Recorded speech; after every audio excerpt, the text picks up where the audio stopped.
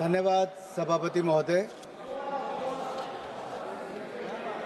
पहले ये होता था कि हमारे भाषण के बीच में राहुल जी भाग जाते थे। अब तो ये स्थिति आ गई कि पहले भागना शुरू कर दिया, क्योंकि जिनको झूठ बोलने की आदत होती है वो ज़्यादा देर टिक नहीं पाते। ना उनके आरोप टिक पाए कभी, ना ये नेता कभी टिक पाए। और उनके भाषण के बाद मैं शुरुआत तो ये कहूँगा, एक अरसा हुआ कि आप नींद से जागे नहीं। कृपया आप लोग कितना बदल गया भारत, हो जाए, मगर आप माने ही नहीं। Kindly I will request to everybody, kindly take your seat. Kindly take your seat. Please. बोलें सर। एक अरसा हुआ कि आप नींद से जागे ही नहीं। कितना बदल गया भारत, मगर आप माने ही नहीं। बात जमी की करते हो, मगर जमी पर उतरिए तो सही। तब के मजबूर भारत से अब के मजबूत भारत की तस्वीर देखिए तो सही। सर, ऐसा लग रहा था कोई दंगल में उतर आया है। सर, ग्रिप की बात कर रहे थे और अपनी कमजोरी दिखाकर चले गए।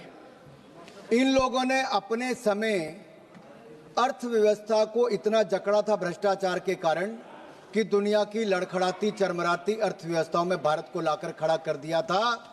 मोदी सरकार आने के बाद लड़खड़ाती चरमराती नहीं, दुनिया की चौथी बड़ी अर्थव्यवस्था भारत बन गया। वो निर्मला जी की मुस्कुराहट की बात कर रहे थे। मोदी सरकार में एक के बाद एक ऐसा निर्णय हुआ है। आज महिला शक्ति को देखिए, देश की राष्ट्रपति भी महिला है और देश की वित्त मंत्री भी महिला है। 9 बार लगातार इतिहास रचने के लिए और देश को बजट देने के लिए मैं ऐतिहासिक बजट पर माननीय निर्मला सीतारमण जी को बहुत बहुत बधाई और साधुवाद देता हूं। केवल बजट ही नहीं दिया, 140 करोड़ भारतीयों को मुस्कुराने का आपने कारण दिया है। माननीय अध्यक्ष जी, मैं आभार प्रकट करता हूं नेता सदन और देश के प्रधानमंत्री मोदी जी का, जिन्होंने मुझे बोलने का अवसर दिया। देश की वित्त मंत्री महिला है और हमारे माताओं बहनों में बजट और बचत की जो समझ है वो भगवान का आशीर्वाद है। वे किचन भी संभालती हैं, सबकी जरूरतों को भी पूरा करती हैं, बचत भी करती हैं और भविष्य के लिए योजनाएं भी करती हैं, भविष्य के लिए पैसे भी बचाती हैं। हमारी माताएं बहनें ईज ऑफ मैनेजिंग बजट में निपुण हैं। हम भारतीय सनातन धर्म और समृद्ध परंपराओं को मानने वाले लोग हैं। संसार में 3 सबसे महत्वपूर्ण दायित्व हैं, ज्ञान, शक्ति और धन, जो मातृशक्ति के जिम्मे है। ज्ञान के स्वरूप में माता सरस्वती विराजमान है, शक्ति के रूप में माता दुर्गा विराजमान है और समृद्धि के रूप में माता लक्ष्मी धन, वैभव और कल्याण का आशीर्वाद देती है।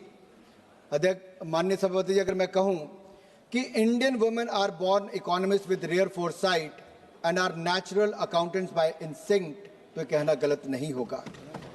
ये बजट सर्वमंगलकारी, सर्वजन हिताय, सर्वजन सुखाय वाला बजट है। Budget 2025-2026 is a continuation of a 12-year reform express that has moved India from policy paralysis to policy performance, from leakage to delivery, from megabytes to gigabytes, from megawatts to gigawatts, from corruption to confidence, from cut money towards kartavya. Earlier government ran schemes, this government runs systems. Earlier government distributed doles, this government builds capacity. Earlier there was a file movement, in this government there is fund movement. Under the leadership of Prime Minister Narendra Modi, this budget is a beacon of hope and progress for Viksit Bharat. It is aptly a grains to gigabytes, from Jan Vishwas to Jan Kalyan budget, transitioning India from traditional agriculture, that is grains, twinned with digital future, that is gigabytes, rooted in public trust, that is Jan Vishwas, and delivering universal welfare, that is Jan Kalyan. This is not just a physical document, sir. It is a roadmap for inclusive growth, fiscal prudence, and national rejuvenation. Budget में सबका जिक्र भी है और सबका फिक्र भी है। सरकार की सोच स्पष्ट है, कोई छूटे नहीं, कोई रूठे नहीं, सबके लिए इस बजट में कुछ ना कुछ है। जहां इनके समय विकास की पगडंडियां नहीं थी, वहां हम विकास की एक्सप्रेस लेके जा रहे हैं। यूपीए के 10 साल और एनडीए के 10 साल की बजट का तुलना करोगे तो इनका बजट ड्राइंग रूम में बनता था, हमारा जमीन से जुड़ा हुआ बजट है। इनका बजट पॉलिटिकल डॉक्यूमेंट था, मोदी सरकार का बजट सबकी भागीदारी वाला नेशनल मिशन है। जब हम बजट निर्माण पर चर्चा करते हैं तो किचन से लेकर कारखाने तक, गांव से लेकर शहर तक सबकी आकांक्षाओं को शामिल करते हैं। मोदी सरकार के 4 आयाम, गरीब, महिला, युवा और किसान।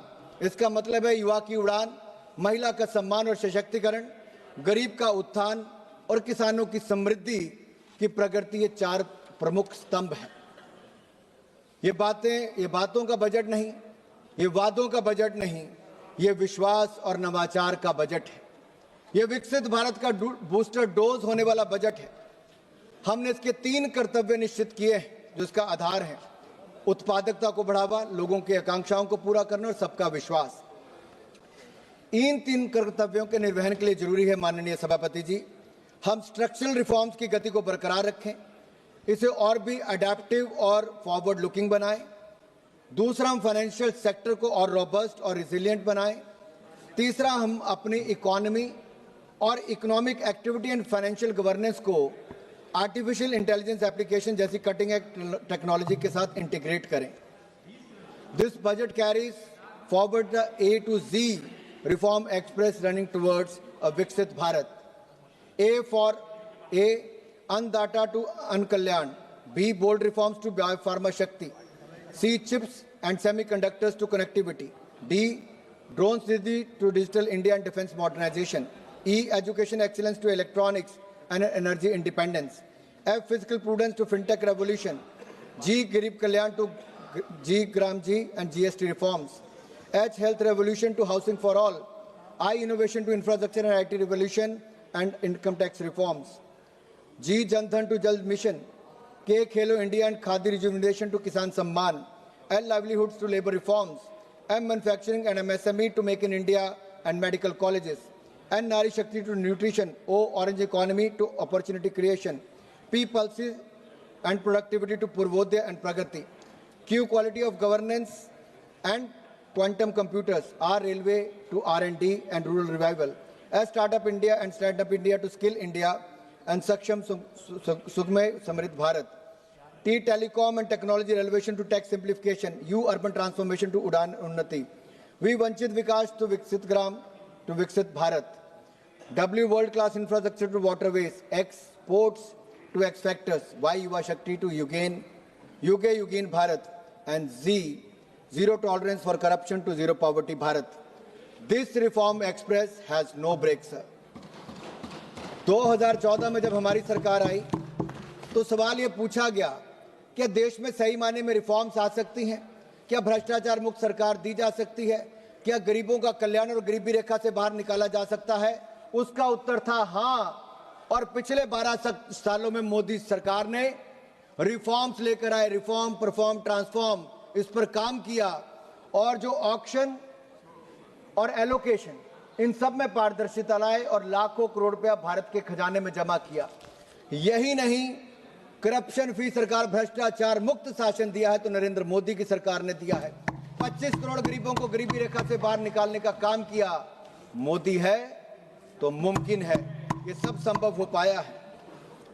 यही नहीं अध्यक्ष ji, if I have to give you the contrast, the rot versus reform, अगर भ्रष्टाचार बनाम सुधार की मैं बात करूं तो उसमें दिखता है कि इनके समय 2G से लेकर अन्य घोटाले हुए, हमारे समय उस निष्पक्ष और पारदर्शिता के तौर पर उसमें एलोकेशन और ऑक्शन हुआ। कैपिटल एक्सपेंडिचर यूपीए के 10 साल में कुल मिला के 14 लाख करोड़ खर्च हुए। मोदी जी और निर्मला सीतारमण जी ने इसी साल पब्लिक कैपिटल एक्सपेंडिचर 12,20,000 करोड़ एक ही साल में दिया है और पिछले 12 सालों में 66 लाख करोड़ से ज्यादा दिया। यही नहीं, एग्रीकल्चर बजट इनके समय 27,000 करोड़ था जो बढ़कर 1,67,261 करोड़ हुआ है।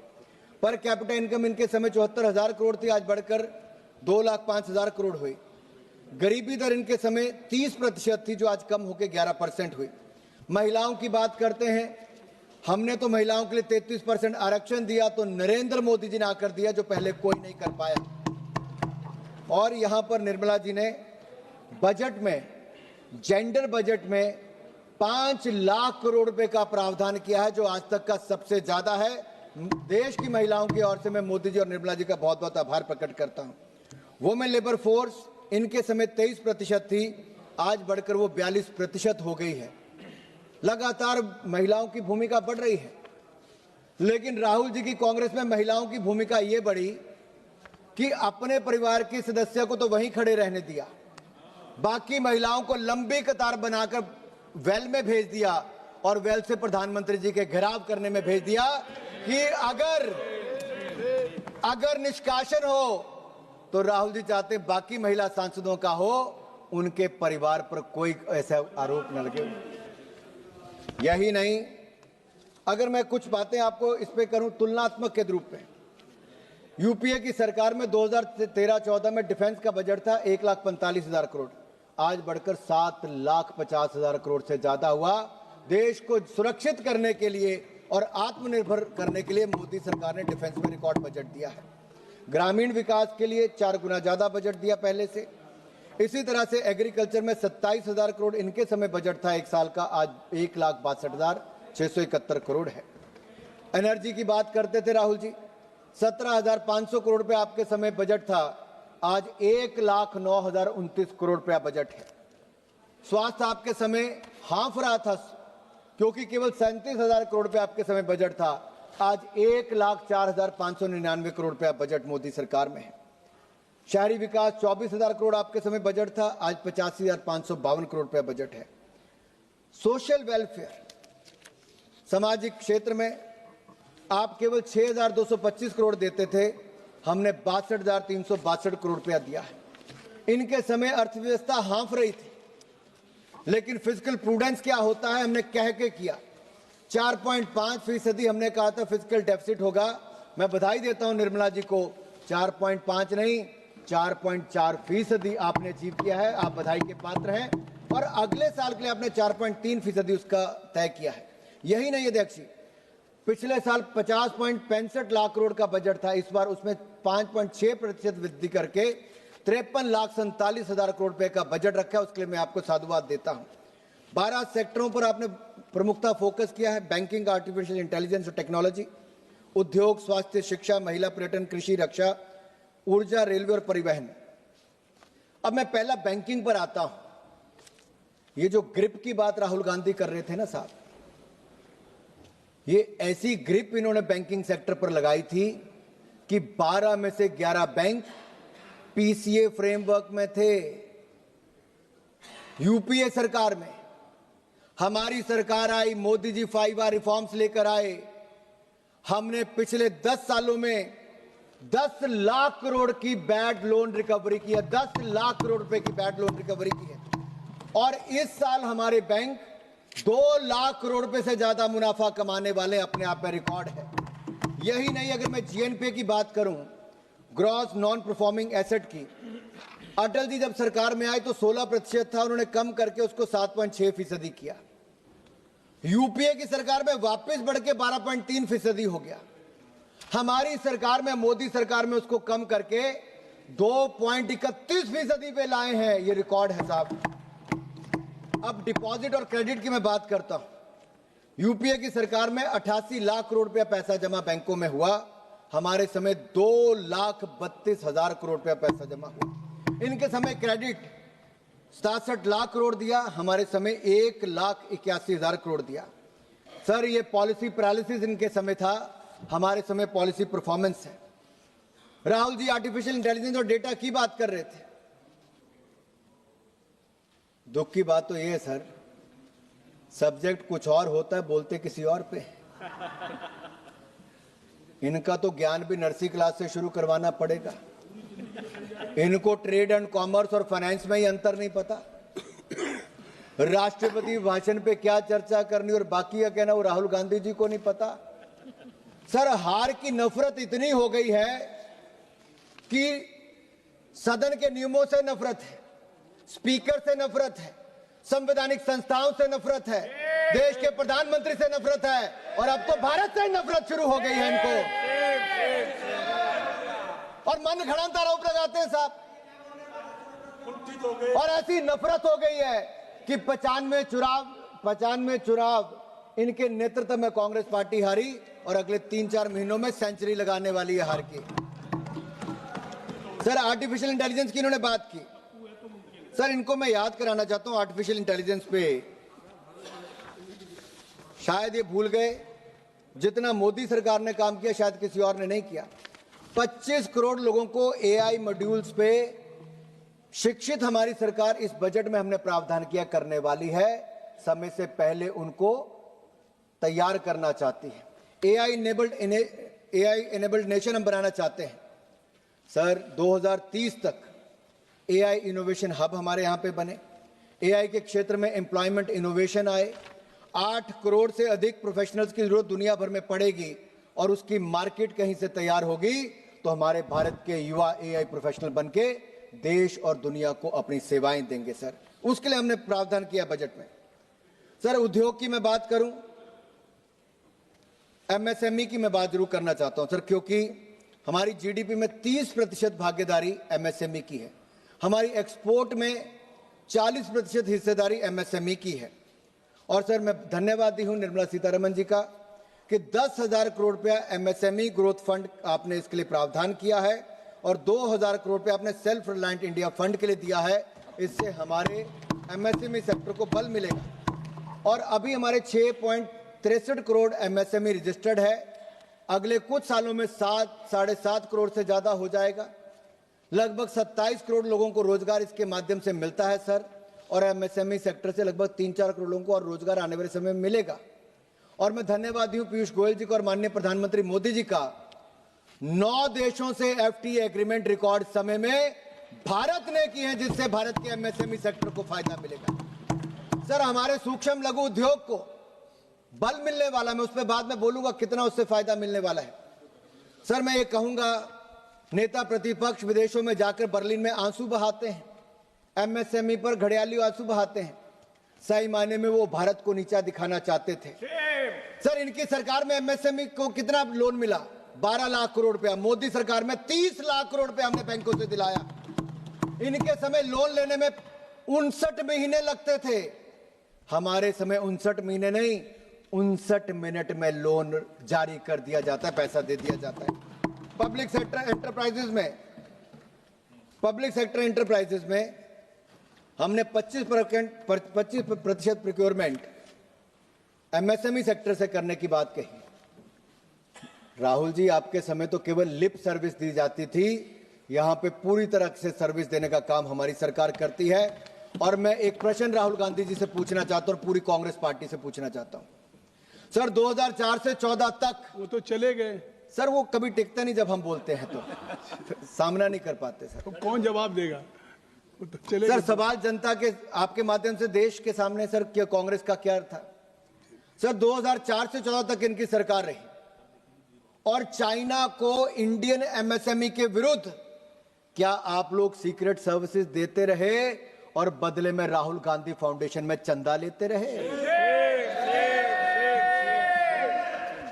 सर, इन लोगों ने जानबूझकर भारतीय बाजार को चाइनीज प्रोडक्ट के लिए खुला छोड़ दिया था। मेरा गंभीर आरोप यह है, क्या इनके समय ट्रेड डेफिसिट 25 गुना ज्यादा बढ़ के $45 बिलियन से ज्यादा नहीं हो गया? भारतीय बाजार को चाइना के लिए किसी ने खुला छोड़ा तो कांग्रेस पार्टी ने छोड़ा था सर। एमएसएमई को डिमोट करते थे, मोदी जी एमएसएमई को प्रमोट करते हैं सर, इतना फर्क है। सर, मैं अगला स्वास्थ्य के क्षेत्र में आना चाहता हूं। इनके समय मात्र 37,000 करोड़ का बजट था, आज 1,04,599 करोड़ का बजट है, जो कई गुना ज्यादा है। सर, हमने 3 all India institute of Ayurvedic sciences खोलने का निर्णय लिया है, 3 नए नाइपर खोलने का, 7 नाइपर को और उनकी क्षमता बढ़ाने का, 1,000 क्लिनिकल ट्रायल साइट का सर, और 2 नए राष्ट्रीय औषधीय शिक्षा और अनुसंधान संस्थान खोले जाएंगे सर बायोफार्मा शक्ति यानी कि मैन्युफैक्चरिंग हब बायोफार्मा को बनाएं। 10,000 करोड़ रुपए का प्रावधान सर हमने उसके लिए किया है। केमिकल सेक्टर हमारे यहां पर केमिकल मैन्युफैक्चरिंग के लिए सर अलग से प्रावधान किया है। इंडिया सेमीकंडक्टर मिशन 2.0 की शुरुआत, इलेक्ट्रिक मैन्युफैक्चरिंग कंपोनेंट के लिए 40,000 करोड़ रुपए का प्रावधान, हर सेक्टर को बल देने का काम, मैन्युफैक्चरिंग को बल देने का काम sir NIMHANS institute mental health के लिए हम सर खोलेंगे। 1 लाख एलाइड हेल्थ प्रोफेशनल्स को ट्रेनिंग देंगे सर 10 नए डिसिप्लिन में। सर 17 दवाओं पर सीमा शुल्क खत्म कर दिया और कम कर दिया सर, दवाई सस्ती कैंसर की भी और बाकी भी। सर मैं यही कहूंगा इनके समय, सर मैं 20 मिनट और लूंगा सर, अभी मेरा 1 घंटे का टाइम है सर। पार्टी के तरफ से 18 लोग जी सर इनके समय सर 60 साल राज किया, केवल 2 एम्स बने। मोदी सरकार ने 10 साल में 16 नए एम्स खोलने का काम किया है सर ये मेडिकल कॉलेजेस की बात अखिलेश जी कर रहे थे, 387 मेडिकल कॉलेज थे सर, आज 760 हो गए। 50,000 MBBS की सीटें थी, आज 1,20,000 हो गई। 32,000 PG की सीटें थी, आज 62,000 से ज्यादा हो गई सर। यही नहीं, अब 5 नए मेडिकल टूरिज्म हब के माध्यम से हम ऐसे सेंटर खोलने वाले हैं सर। शिक्षा के क्षेत्र में तो मैं बाद में आऊंगा, लेकिन आयुष्मान भारत कार्ड का इतना लाभ मिला कि 1,52,000 करोड़ रुपया आउट ऑफ पॉकेट जो खर्चा था वो देश की जनता का बचा और 12 करोड़ परिवारों को सीधा लाभ मिला और 86 लाख लोग जो 70 साल से ज्यादा उम्र के, उनको नया जोड़ दिया गया है सर जिन्होंने इसका विरोध किया, केजरीवाल जी हो, उनकी विदाई जनता दिल्ली ने कर दी। ममता बनर्जी ने विरोध किया था, ममता बनर्जी की विदाई भी वहां से तय है सर यही नहीं, शिक्षा पर ऑरेंज इकोनॉमी की बात एवीजीसी सेक्टर की हमने वो की, उसके लिए सर 15,000 स्कूलों में एवीजीसी लैब खोली जाएंगी, 500 नए कॉलेज में सुविधा दी जाएगी। बच्चियों के लिए सर, गर्ल चाइल्ड के लिए हर जिले में हॉस्टल खोला जाएगा सर, इसके लिए बहुत बहुत धन्यवाद करता हूं। 5 यूनिवर्सिटी टाउनशिप्स खुलेंगी, नेशनल इंस्टीट्यूट ऑफ हॉस्पिटैलिटी खुलेगा, national institute of design eastern sector के लिए खुलेगा सर। यही नहीं सर, अगर मैं महिला की बात करूं तो हमने पिछली बार से ज्यादा 11.36% ज्यादा इस बार बजट दिया है। जेंडर रिस्पॉन्सिव बजट है सर, और इनके मुकाबले तो कई गुना ज्यादा है। शी मार्ट सर बधाई के पात्र हैं सर। यात्रा देखिए सर महिलाओं की, कांग्रेस के जमाने बैंक खाता नहीं था, मोदी जी ने बैंक खाता भी खोला, सेल्फ हेल्प ग्रुप भी बनवाए, उनको पैसा भी दिया, ड्रोन दीदी भी बनाया, उनके लिए पैसा भी दिया, फिर मुद्रा योजना से फायदा दिया, स्टैंड अप इंडिया योजना लाए, और अब 3 करोड़ बहनों को लखपति दीदी बनाने का लक्ष्य है। 2 करोड़ बहनों को लखपति दीदी बना दिया है, लेकिन इन्होंने तो किसी को लखपति दीदी नहीं बनाया। कांग्रेस ने केवल बैनर पकड़ के यहाँ पे प्रधानमंत्री को बोलने नहीं दिया, उनका घेराव करने का काम किया है सर। ये किसानों की बात करते हैं सर मैं कहना चाहता हूं, एमएसपी इनके समय पे कितना था सर? कुछ नहीं देते थे सर। ये इन्होंने 10 सालों में केवल 5 लाख करोड़ रुपए एमएसपी खरीद की। मोदी सरकार में 12 सालों में लगभग 20 लाख करोड़ रुपए एमएसपी खरीद पर खर्च किया सर। यही नहीं, पीएम किसान हमने 4 लाख करोड़ रुपया सीधा किसानों के खाते में डाला, किसान को समृद्ध संपन्न करने का काम किया सर। 1430 रुपया आए थी इनके समय किसानों की, आज 4122 से 303 गुना ज्यादा होगी। स्वामीनाथन कमेटी रिपोर्ट ने लागू नहीं की सर, हमने लागू की है। Agriculture infrastructure fund 1 lakh crore रुपया मोदी सरकार ने दिया सर, ये हमने किया है, ये कुछ नहीं कर पाए। और यही नहीं सर, ये तो महिलाओं से वायदे करते, हिमाचल में भी किया था कि 1500 रुपया देंगे, 3 साल हो गए कोई 1500 रुपये नहीं दिया, ना कर्नाटक में दिया ना तेलंगाना में दिया। लेकिन जहां जहां भाजपा की सरकारें हैं, मध्य प्रदेश हो, महाराष्ट्र हो या फिर हरियाणा हो, हर जगह समय जो कहा उस पे हमने बहनों को पैसे दिए, उनका सशक्तिकरण किया है। कांग्रेस ने केवल वायदे किए हैं और कुछ नहीं किया सर।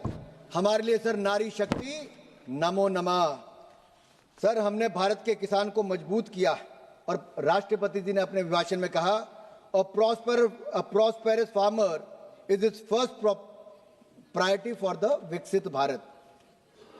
सर अगर आप आंकड़ा उठाकर देखिए, 4 लाख करोड़ रुपया 4,676 लाख मिलियन टन ये प्रोक्योरमेंट इनके समय हुई, हमारे समय 7,109 लाख मिलियन टन प्रोक्योरमेंट हुई।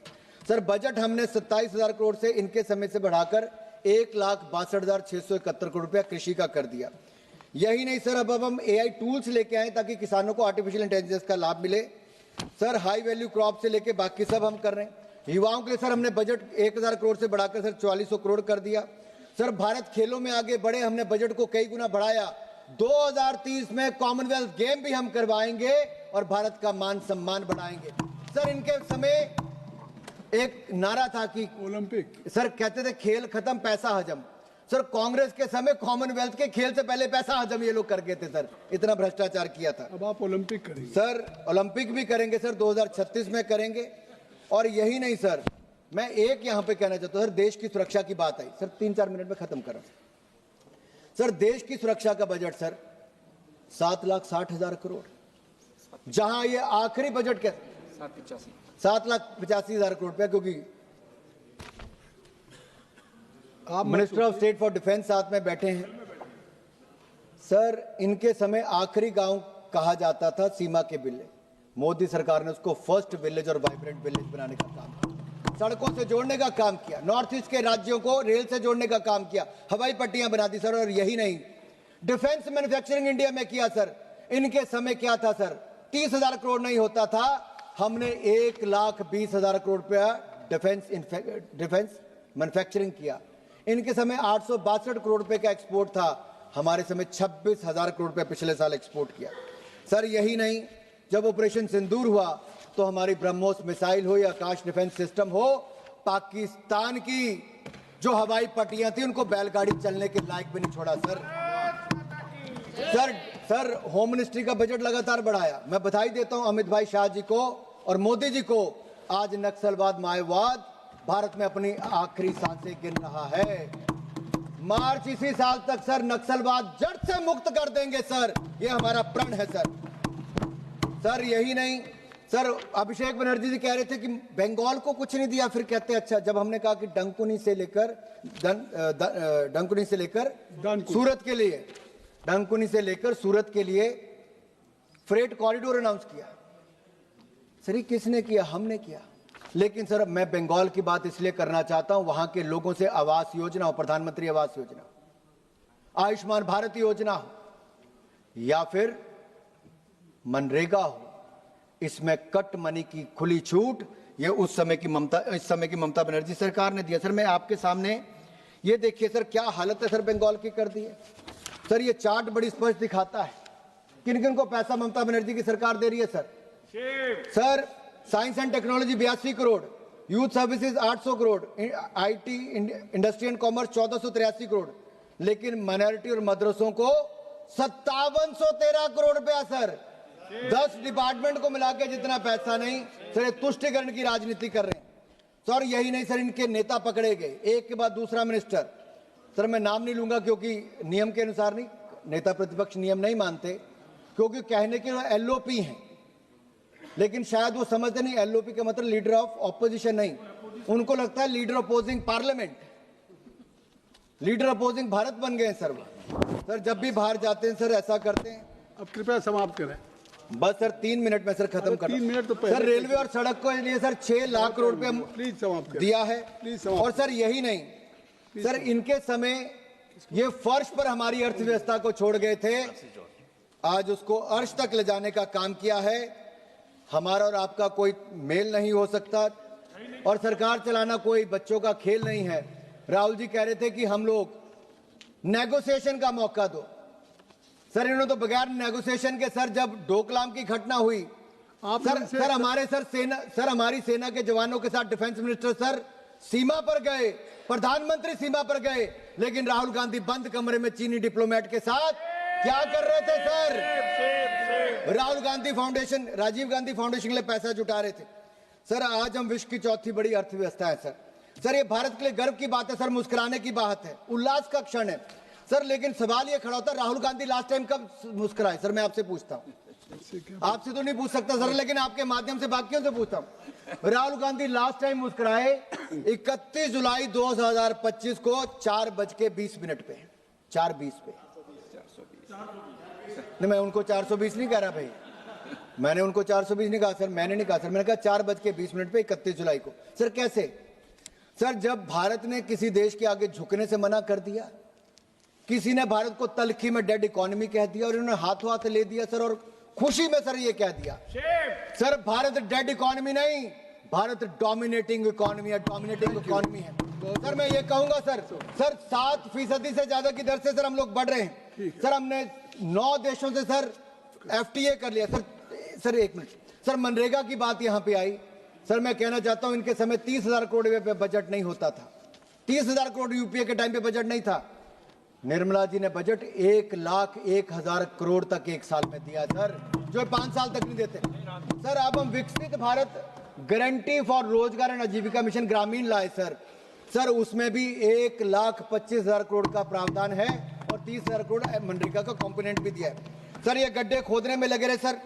सर मैं एक सर यहाँ पे आपके कहना चाहता हूँ, अब आप समाप्त करेंगे जी सर, सब बातें आ सर मैं इतना ही कहूंगा, धन्यवाद सर ये इतना ही कहूंगा सर। मैं आखिरी लाइन है सर, सर हमारा IT एक्सपोर्ट सर फिगर, क्योंकि सर उन्होंने विषय उठाया था, IT एक्सपोर्ट इनके समय $12 बिलियन था, हमारा IT एक्सपोर्ट $210 बिलियन हो गया सर।